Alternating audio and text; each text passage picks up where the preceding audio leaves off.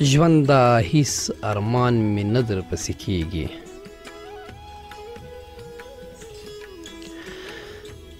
ژونده هیڅ ارمان مې نه در پسې کیږي، داسې حال ته دې راوستی یم قسم دی، تیرول دې لکه غړپ له زهرو داسې چې یوه ساه اخیستل هم راته غم دی. ژوند د هیڅ ارمان مې نه در پسې کیږي، له ناکامه زندگی کوم لګیا یم، ستا راکړی درد مې اوس هم په زړه ګرځي او په یاد دی شاعري کوم لګیا یم. ژوند د هیڅ ارمان مې نه در پسې کیږي، دومره ستړی ستا د نوم له اورېدو یم، رانه پاتې هره چاره د دنیا د اخته شوې په نشو او تماشو یم. ژوند د هیڅ ارمان مې نه در پسې کیږي، باور وکړه چې د نور زغملی نشم، هره ساه له یو عذابه راتېرېږم، خو بس غږ له مجبورۍ کولی نشم. ژونده هیڅ ارمان مې نه در پسې کیږي، مګر څه وکړم په یو دوه کې حیران یم، زړه مې تور دی له تمامې دنیاګۍ نه، خو تر ګورې ستا د سترګو په ارمان یم. ژونده هیڅ ارمان مې نه در پسې کیږي، دومره ماتې ما چې حد یې نشته یاره، یوه ورځ به داسې هم راشي اجله، په دار کړی به مې ځان وي له چناره، په دار کړی به مې ځان وي له چناره. د انعکاس راډیو درنو اورېدونکو او د شعر خاپرې د ادبي خپرونې مینوالو سلامونه او نیکې هیلې مې ومنئ. هیلهمند یم چې روغ رمټ خوښ او خوشحاله به یاست. د ژوند هر شیبه درته له خوښیو او نیکمرغیو څخه ډکه غواړم. زه حضرت یوسف زیم او د تخنیک په برخه کې را سره نن شپه زموږ تکړه همکار حبیب الله مینوال صاحب مرسته کوي. له هغه مننه تاسې د خپرونې اورېدو ته رابولم. پخه شپه ده او په دغه وخت کې نو شاعرانه کلمې، شاعرانه الفاظ، شاعرانه مرکه بس تاسې د خوښې وړ ګرځي او ادبي تنده به مو ماتوي. دا چې نن شپه د چا په شاعرۍ باندې خپله خپرونه وړاندې کوو او ستاسې پوښتنې او غوښتنې راخلو.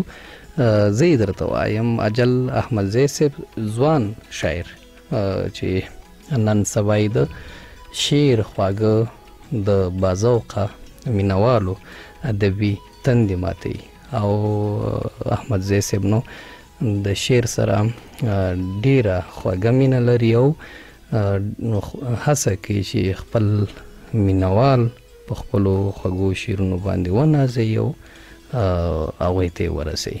نن شپه نو د شعر خاپرې خپرونه د هغه ژوند او هنر ته ځانګړې شوي، را سره په مینه واوري. که تاسې هم کومه پوښتنه یا غوښتنه ورنه لرئ د خپرونې په یوه برخه کې چې له لیکنې وروسته ده له تاسې پوښتو او تاسې به خپلې پوښتنې او غوښتنې له احمدزي صاحب سره شریکوئ او هغه به پوره کوي. میوند درزار ځوان شاعر او لیکوال د اجل احمدزي په شاعري خپل لنډ نظر لیکلی، زموږ همکار مینوال صاحب یې درته لولي. دا لیکنه را سره واوري.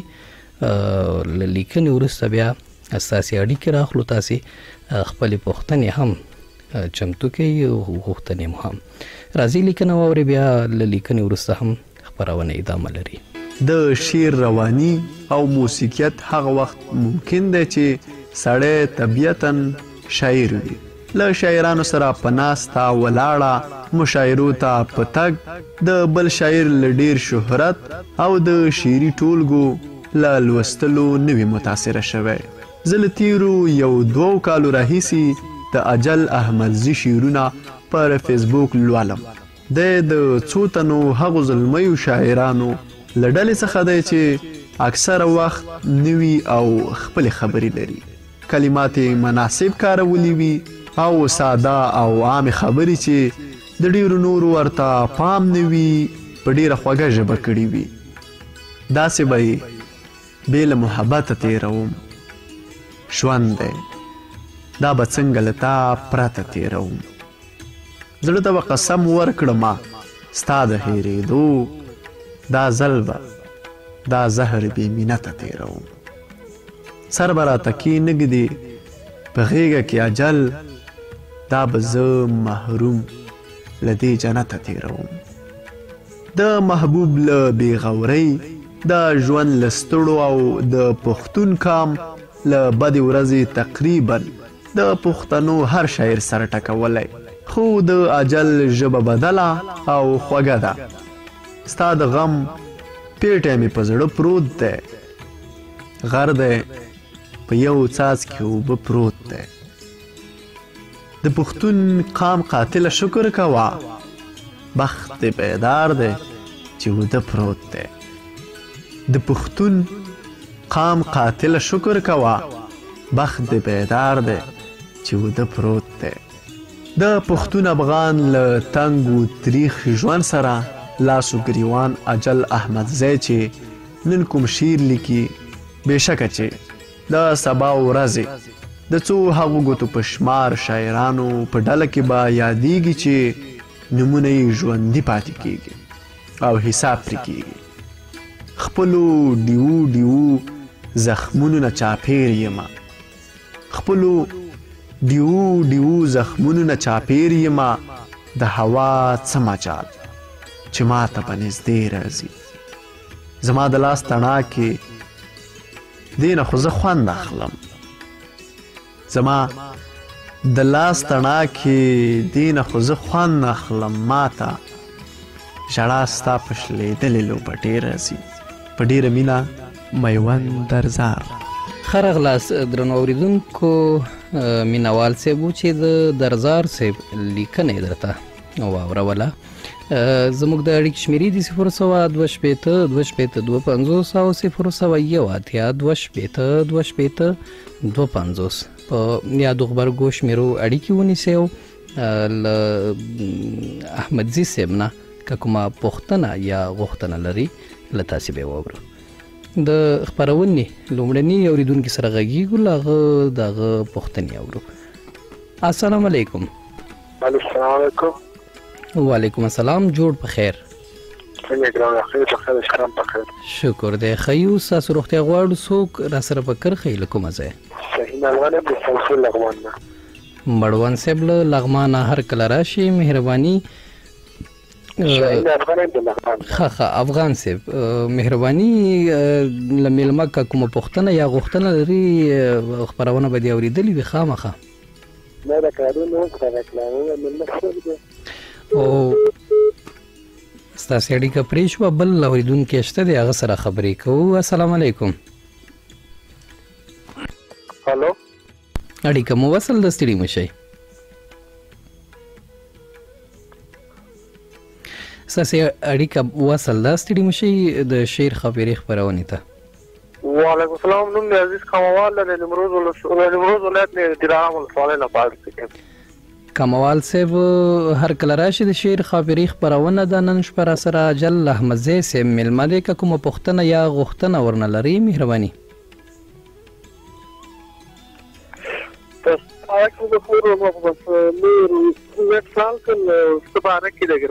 ښه تاسې خپرونه واورئ، بیا برخه واخلئ. نور اورېدونکي چې بلد دي د خپرونې سره هغوی ته وخت ورکوي تر څو د هغوی پوښتنې او غوښتنې واورو. اورېدونکی را سره شته دی. تاسې ستړي مه شئ. په خیر راغلي. وعلیکم السلام. جوړ په خیر. ډېره مننه. آباد اوسئ. څوک را سره په کرښه له کومه ځایه؟ مخکې نړۍ کې قطع شوې ده. که زما مېلمنه دا پوښتنه چې دې واده کړی دی. ها بلکل شاهین افغان ده. سمه ده افغان صاحب، ډېره مننه. کور مو ودان خوشحاله اوسئ.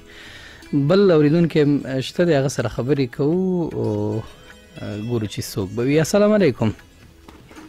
اورئ اړیکه مو وصل ده، ستړي مه شئ. خیر د خیر په خیر.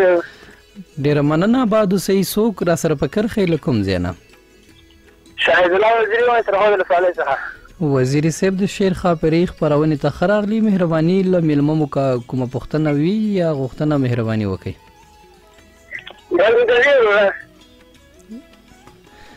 ستاسې غږ راځي خو فکر کوم زما غږ به نه درته نو اړیکه دې پرې شوه. بل اورېدونکی شته دی هغه سره خبرې کوو او پوښتنه یې اورو. السلام علیکم. ستړي مه شئ. السلام علیکم. وعلیکم السلام. جوړ بخیر. څنګه یې تاسو ښه؟ شکر دی موږ ښه یو. ستاسو روغتیا غواړو. څوک له کومه ځایه را سره فکر ښیي؟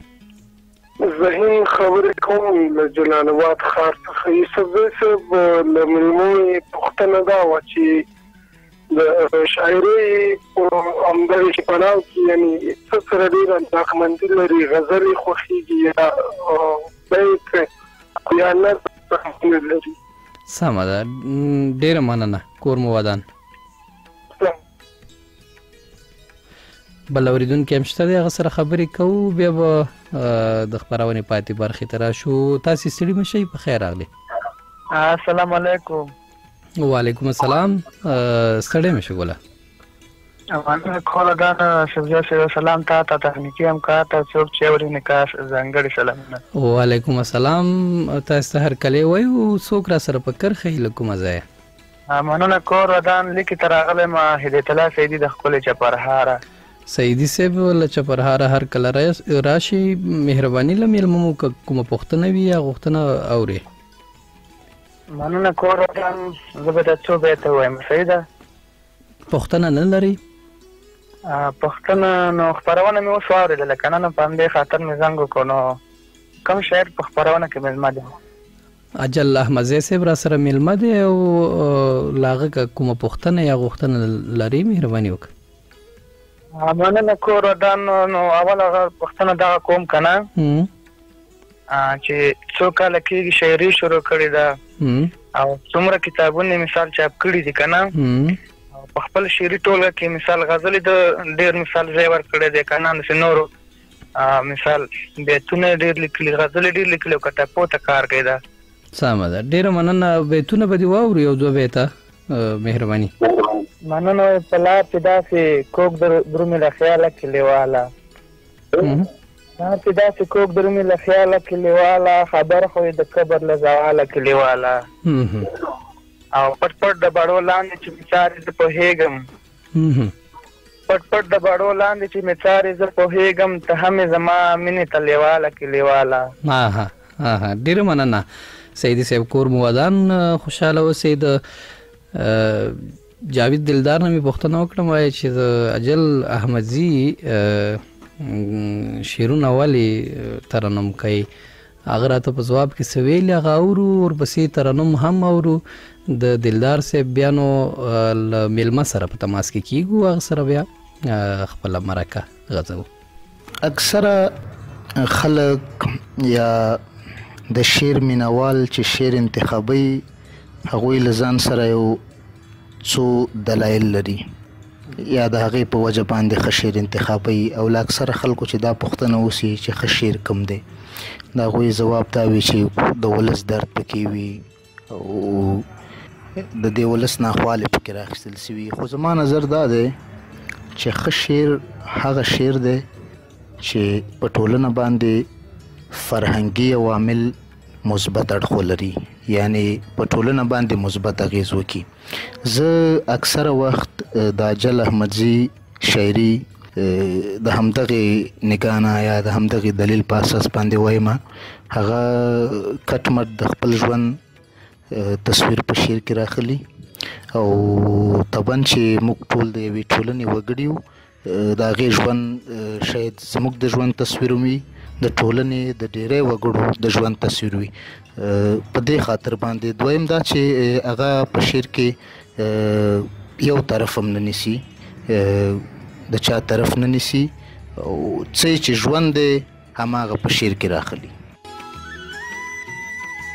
څوک دې راشي دا قسم دې ما نه واخلي ستا غرور به تا له خپله ځانه واخلي پوری خاوری او خاوری پات کېږي خو که خدای درنه دارو انسان واخلي لږ زما په سترګو وګوره خپل ځان ته دا خپل حسن بد هم پریشان واخلي ځینې خلک څه په ګران تمامېږي خو جلا وخت څه آسان واخلي شاهده څوک به مې د زړه له حاله نه خبرېږي شاهده څوک به مې د زړه له حاله نه خبرېږي په غوسو شونډو به محفل ته خندا هم یوسما په غوسو شونډو به محفل ته خندا هم یوسما الزام په خپل سر به دا ستا د خطا هم یوسما زه دمزاد بناز د بنت هوا هم یوسما زه دمزاد بناز د بنت هوا هم یوسما یو ځل بیا هرکلی درنو اورېدونکو هیله ده چې د خپرونې سره به مل یې او خپله ادبي تنده به ماتوئ د خپرونې هغې شیبې راورسېدې چې احمدزي صاحب سره پکې مرکه کوو. احمدزي صاحب ستاسې اړیکه وصل ده د شعر خاپرۍ خپرونې ته ستړي مه شئ او هرکله راشئ. سلامونه یوسفزی صاحب تاسو ته د انعکاس راډیو د شعر خاپرۍ ټولو مینوالو ته دمګړی چې زموږ توګه غږ اوري ټولو ته سلامونه نیکې ښې مینه ډالۍ کوم. وعلیکم السلام احمدزی صاحب د وخت نه په استفادې به خپلې پوښتنې به هم وکړو اورېدونکي هم پوښتنې کړي دي چې ځواب هم شي او له تاسې به ستاسې شعرونه هم اورو. که په سر کې د شعر خاپرۍ اورېدونکو ته خپل ځان معرفي کړي کوم ځای کې زیږېدلی څومره زده کړې دي کړي دي او په کومو کارونو بوخت دي؟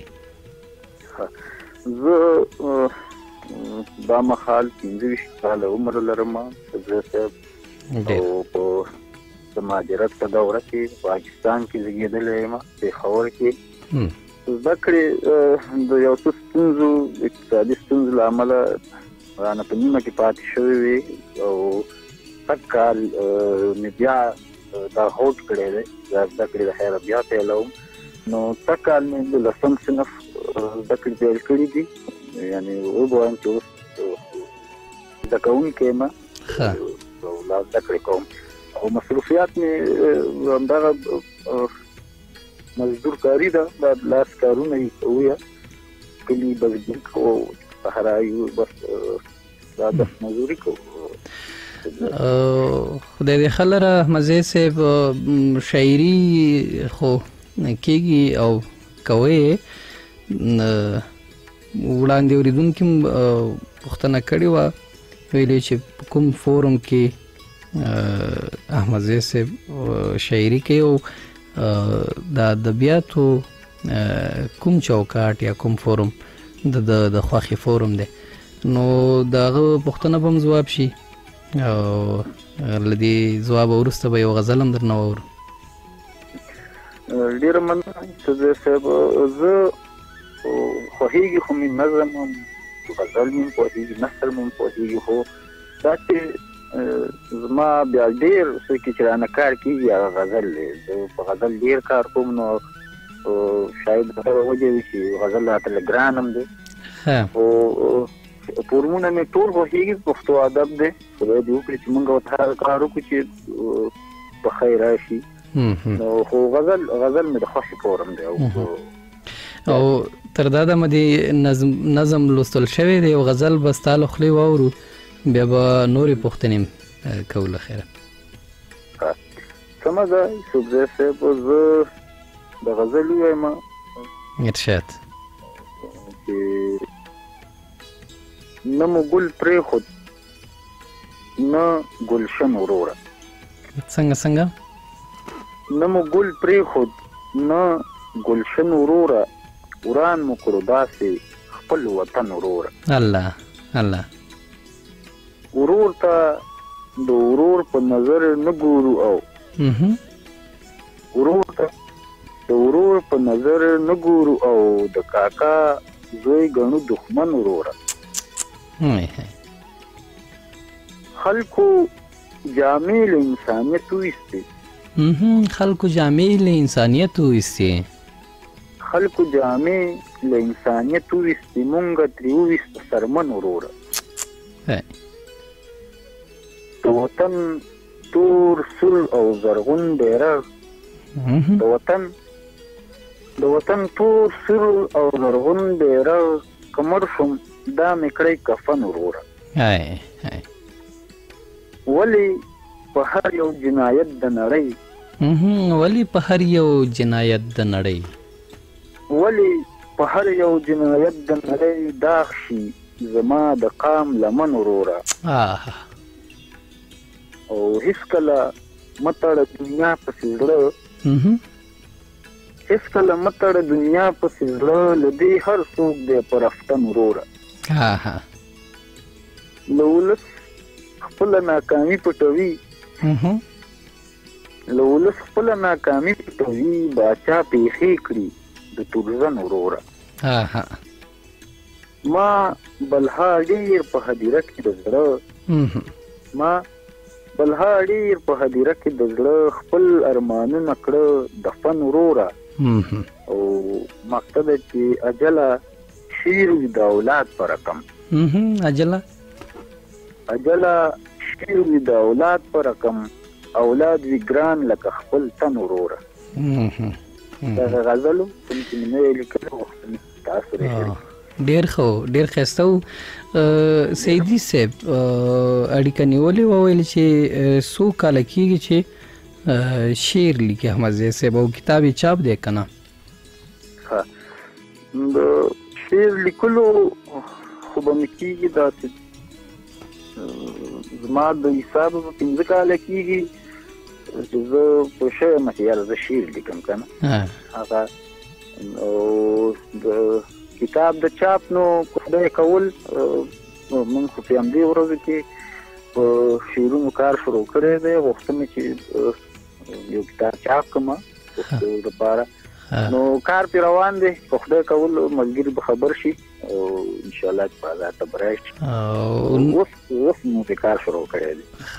دا د کار شروع کولو په وخت کې هغه په سر کې چې کوم فکر په کتاب باندې کېږي نو فکر کوم د نوم په تړاو فکر ډیر کېږي که نه؟ نوم دې ورته انتخاب کړی دی که نه؟ نوم ورته د کاڼو زمانه انتخاب کړی دی. د کاڼو زمانه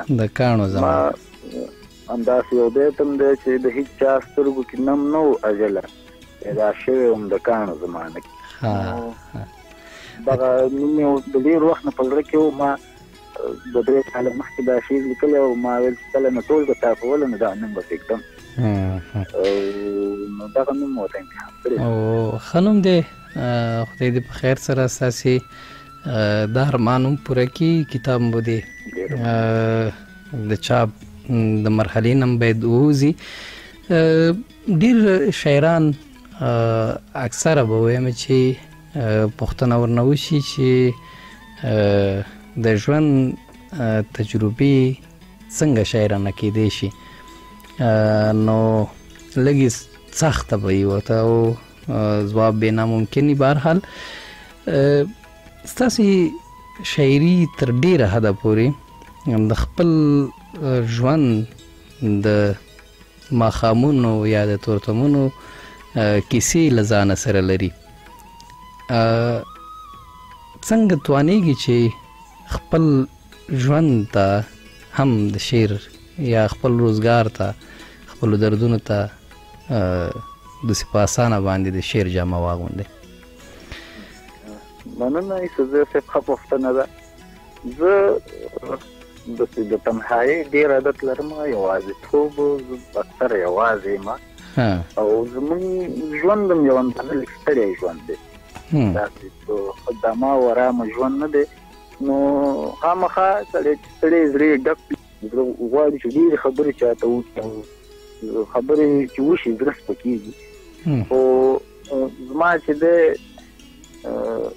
شعر یو ملګری هم دی، زه د خپل دردونه خپلې خبرې هغه هر څه چې وي زه چې کله یو شعر ولیکم باور کوي داسې لکه زما نه چې څوک یو څه دې ولیمه یو پنډ ښکته کړي زه دغسې شم، طبیعت مې برابر شي بیخي ښه شم. نو دغه البته همدغه وجه ده. زما یو بیت هم دی اجله ما خپل سلګي زمزمه کړي دي، زه خو ژوندی یم په خپل شاعرۍ باندې. نو همدغه وجه ده چې د خپل حالات پسې راخلم او خدای دې وکړي چې د اورېدونکو د لوستونکو د ټولو د خوښې وړ ګرځېدلي او د هغوی به ځکه د خوښې وړ ګرځي چې شاعر ته ټولنې استازی یا د ټولنې سترګې وایي. فکر کوم یو لامل یې دا وي چې د ټولنې په غوښتنو د هغوی په احساساتو باندې ښه پوهېږي که نه، او د هر چا نه ډېر پې ځورېږم او دردېږم هماغه یي چې ټولنه هم ورته بیا د یو ارزښت په سترګه ګوري. یو بل شعر هم درنه اورو، خوښه دي که نظم وایي او که غزل، بیا به پاتې پوښتنو ته راشو. نظم به را سره موبایل کې نه وي، زه دا خپله شاعري مې ډېره په یاده نه پاتې کېږي، لیکلې بڼې وایم. نو غزل به درته ووایي. اورم غزل اورم. غزل دی چې د هېڅ چا په زړه کې غم د صنم نشته، د هېڅ چا په زړه کې غم د صنم نشته، غم همدا دی چې دنیا وایي غم نشته. او ستا په سترګو به سوګند در سره وکړم، ستا په سترګو به سوګند در سره وکړم، ستا په سترګو به سوګند در سره وکړم چې له درد را سره پرته هېڅ هم نشته. زه به خپل شناخت څنګه سبا ته پرېږدم، زه به خپل شناخت څنګه سبا ته پرېږدم، دا چې نن زما په لاس کې قلم نشته. او دلته ستا کیسې څوک نه اوري واعظه، دلته ستا کیسې څوک نه اوري واعظه، دلته ستا کیسې څوک نه اوري واعظه، دلته هر سړی پوره دی څوک کم نشته. او یې به بې له شکه ښه ډېر مهربان، یې به بې له شکه ښه ډېر مهربانه، خو په ما د لویه خدایه کرم نشته. او دا وزیر د ادمزاد یې ته منم، خو دا وزیر د ادمزاد یې ته منم، خو په صحرا کې د هېڅ نور د ادم نشته.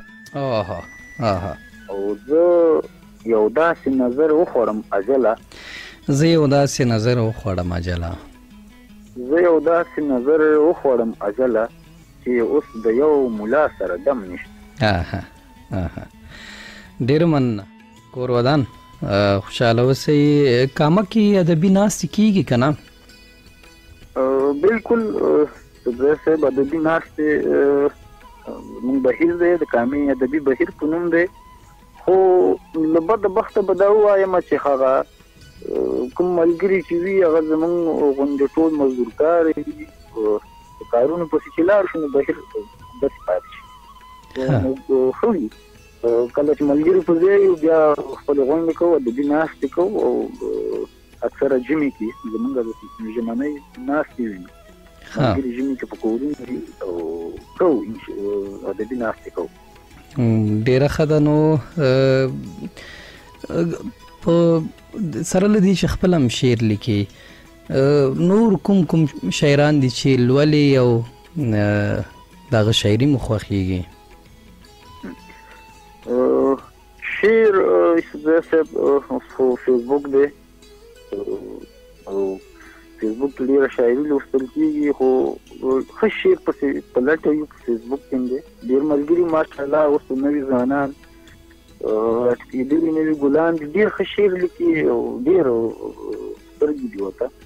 ډېر شاعران دي خو بیا زه چې چا نوم ته تم کېږم یا د چا شعر ته هغه درویش دراني صاحب د چې زه ډېر په مینه شعر لولم یا نظم لولم د هغه هر څه او ماشاءالله ښه شعر فیسبوک کې موږ لولو ډېر ښه شاعران شته د نوي نسل کې او خدای دې د دې قام درد دوا کړي درویش دراني مې د خوښ شاعر ډیر ښه دی یو څو اورېدونکي به وغږو له هغوی به هم پوښتنې راواخلو د خپرونې وخت هم کم دی بیا به خدای پاماني وکړو تاسې ستړي مه شئ خپرونې ته پخیر راغلی اړیکه مو وصل ده ستړي مه شئ وعلیکم السلام جوړ په خیر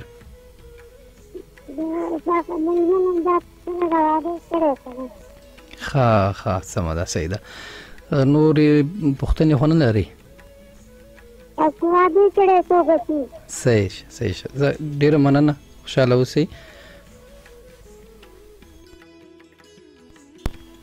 بل اورېدونکی شته دی هغه سره خبرې کوو پوښتنې یې اورو السلام علیکم السلام علیکم سبزی صاحب وعلیکم السلام جوړ په خیر ډېره زیاته مننه سبزی صاحب څنګه خپرونه په خیر پیل کړې کور مو ودان خوشحاله اوسئ څوک له کومه ځای را سره فکر ښیي ډېره زیاته مننه سبزی صاحب عمران ارماني ما د کومجي ولایت څخه ارماني صاحب د شعر خاپیرې خپرونې ته ښه راغلي او مهرباني اجل صاحب موږ سره میلمه دی که کومه پوښتنه یا غوښتنه لري له تاسې به یې واورو ډېره زیاته مننه که هم ما سره ملګری خپرونې سر کې دغه نه شو خو زه به دوه پوښتنې وکړم یو سبزی صاحب چې څو کتابونه دغه چاپ لري او په کومې خپرونې ټولنې دغه کړي او بله پوښتنه دغه ده چې څه وجه وه دا شعر و شاعرۍ ته راغلی سمه ده صحیح شه کور مو او دغه یو څو بیتونه یې سبزی صاحب زه به تاسو ته وړاندې کړم او یو دوه بیته به درنه واورم بلکل یو څو بیتونه دي وایي چا ستا د کوژدنې نه خبر کړمه سبزی صاحب چا ستا د کوژدنې نه خبر کړمه سم د زندګۍ نه لاس په سر کړمه او څه وکړم پښتو ده زه پښتون یم سبزی صاحب څه وکړم پښتو ده زه پښتون یم تا پکې پښتو نه را بهر کړمه او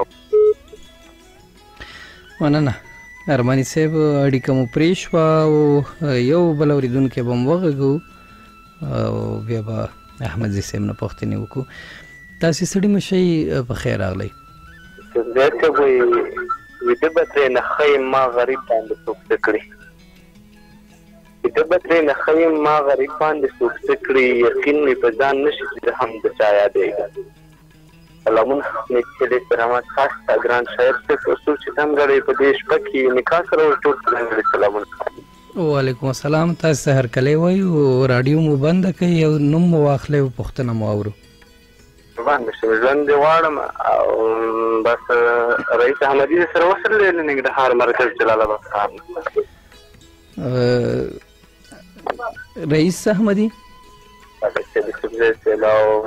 احمدي صاحب وختونه د ګران شاعر صاحب نه چې موږ ته یو ملګري ناست یو ښایسته نظم موږ ته ډالۍ نو غټه سرزوی نه ده سمه ده ډېره مننه کور مو ودان خوشحاله اوسئ له تاسې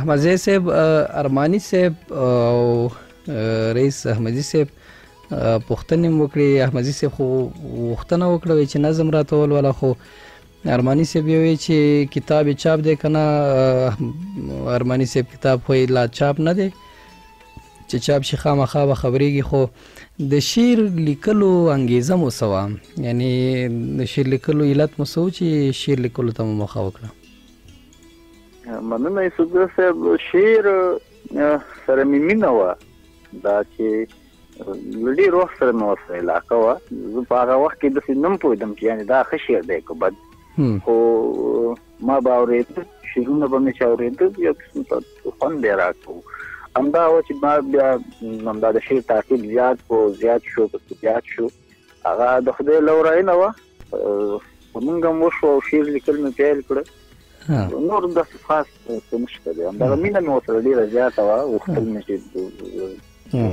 یو وخت راشي او زه شعر ولیکم او خدای هغه وخت راوسته اوس دغسې لیک کوم ډېر ښه کوي. بس شعر خو چې لیکئ خامخا خواري کوئ، محنت کوئ، لوستل کوئ او خپل درد د ولس درد راټولوئ او خپل هغه لکه څنګه چې وړاندې مو ویل هغه مشغوله پې جوړوئ. نو د خپرونې د پیل شیبې دي احمدي صاحب ته به زه ستاسې یو غزل ولولم، خو لنډکی پیغام هغه خبرې چې ستا په زړه کې وي شاعرانو سره یې شریکوي، نوو شاعرانو سره له تا به یې واورو، بیا به خپرونه پای ته ورسو. ډېره مننه خدای صاحب. زه ځان دې وړ نه ګڼم پیغام ورکړم، خو نوو ملګرو ته زموږ کشرانو ته زموږ همزولو ته مې میسج همدا دی، پیغام مې همدا دی چې هغه څه ولیکئ چې ژوندي پاتې شي پې تاسو هم، او دغه ټکي هم ژوندي پاتې شي، ځکه موږ په ناکېدونکي یو، دا هر څه چې موږ لیکو دا پاتې کېږي. نو مهرباني به وي د هغه الفاظو نه هغه لیک مه کوئ چې پښتو ادب ته پې زیان رسېږي. هغه څه وکړئ چې پښتو ادب لمن لا پراخه کوي، کار ورته وکړئ او خپل ادب وځلوئ. ټول ته مې همدا هیله ده پښتو ادب ته ښه کار وکړي. ډېره مننه. کور دې ودان احمدزی صاحب چې بلنه دې ومنله او مرکې ته حاضر شوي او زموږ غوښتنه دې پر ځای کړه. له تا بیا مننه درنو اورېدونکو. د احمدزي صاحب په دې غزل دا خپرونه پای ته رسوو چې ضرورتو تا هم وکړو ما هم وکړو، ضرورتو تا هم وکړو ما هم وکړو، محبتو تا هم وکړو ما هم وکړو، تا دنیا غوښته ما ته غوښتې له خدایه، تا دنیا غوښته ما ته غوښتې له خدایه، عبادتو تا هم وکړو ما هم وکړو، ته بیا رانغلې زه بیا په انتظار وم، خپل عادتو تا هم وکړو ما هم وکړو، او د پردو په خوله مو خپل کورونه وران کړه، د پردو په خوله مو خپل کورونه وران کړه، جهالتو تا هم وکړو ما هم وکړو، مسخره مو مقدسه شاعري کړه، رقابتو تا هم وکړو ما هم وکړو، مونږ قسمت کې د یو بل نو اجله، خو محنتو تا هم وکړو ما هم وکړو. درنو اوریدونکو دا خپرونه هم دومره وه، تر بلې چې بیا ستاسې درانه چوپړ ته زه حضرت یوسفزی او حبیب الله مینوال صاحب حاضرېږو. تاسې ته ښه شپه غواړو. لوی الله مو مل ښاد او اباد اوسئ.